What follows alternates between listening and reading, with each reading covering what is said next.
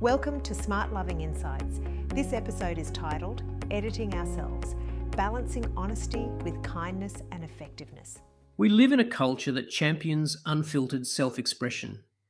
We're told that honesty is the ultimate virtue in relationships, that I have a right to say what's on my mind whenever I feel like it, and that our spouse should be ready to listen.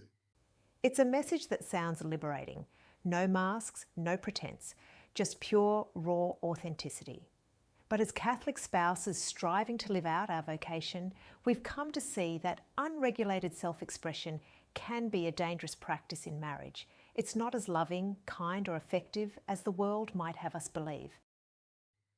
First, let's consider love. The culture tells us that expressing ourselves fully is our right, as if our need to vent or unload exists in a vacuum, independent of our spouse's needs. But marriage isn't about demanding to be heard. It's about loving and serving each other. St. Paul reminds us in Ephesians 5:25 to love as Christ loved the church, which means sacrificially, not selfishly. When we blurt out every thought or emotion without discernment, we're not loving our spouse. We're expecting them to serve us. When we write an important document, our first draft always needs editing. It usually takes a few attempts to be clear and concise and place those thoughts in the right context and with the right tone.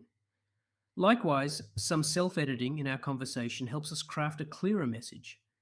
Editing ourselves isn't about hiding the truth. It's about taking the time to refine our message, reflect more deeply on what's happening interiorly so that we can be more vulnerable and more honest. Second, kindness matters. Unregulated self-expression often ignores the respect and gentleness our spouse deserves.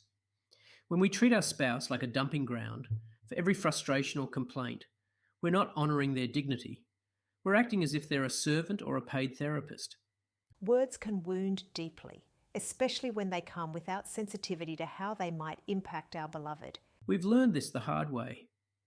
Early in our marriage, it was not uncommon after a tough day for one of us to unleash a torrent of complaints. Work stress, petty annoyances, the works.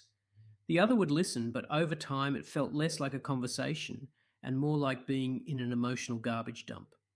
That wasn't kind. We had to learn to pause, to ask ourselves, will what I'm about to say build up and equip my spouse or burden them? That small act of self-editing made room for kindness. Third, let's talk effectiveness. The assumption behind unregulated self-expression is that our spouse is an ever-ready receiver, always poised to absorb our words no matter the hour or circumstance. But our spouse isn't a machine. They have their own worries, their own fatigue, their own need for support and encouragement. We remember a night when one of us was pushing to dissect a disagreement while the other was visibly drained from a long day.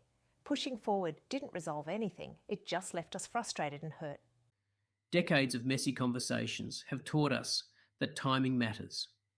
Editing ourselves and choosing the right moment almost always leads to better listening, deeper understanding, and a stronger connection.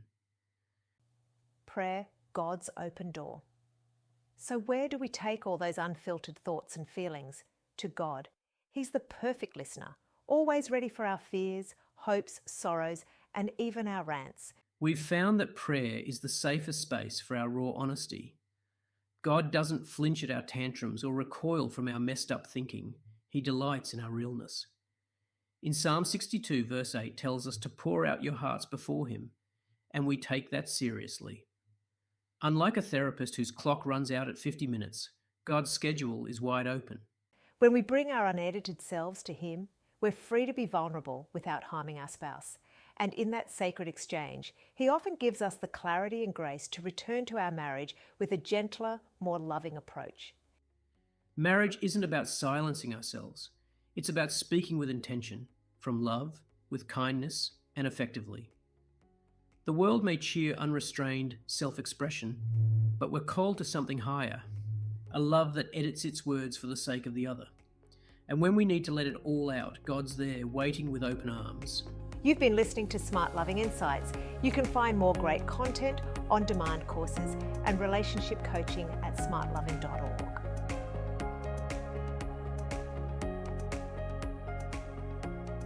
It is easy to get discouraged when there is disconnection in our marriage. Arguments over petty incidents, too busy to romance each other, crowded with other responsibilities. All marriages go through periods where we need a breakthrough in our relationship. The SmartLoving Breakthrough course will teach you how arguments happen, how to manage them better or avoid them altogether. Understand your internal drivers and how your spouse is triggering you. Process the pain of past injuries, making you stronger and less reactive. Visit smartloving.org/breakthrough. The SmartLoving Breakthrough course can be done by a couple or by an individual who is in a marriage that is in distress. Visit smartloving.org/breakthrough to enrol today. Gift certificates are also available should you want to purchase the course for a friend or family member.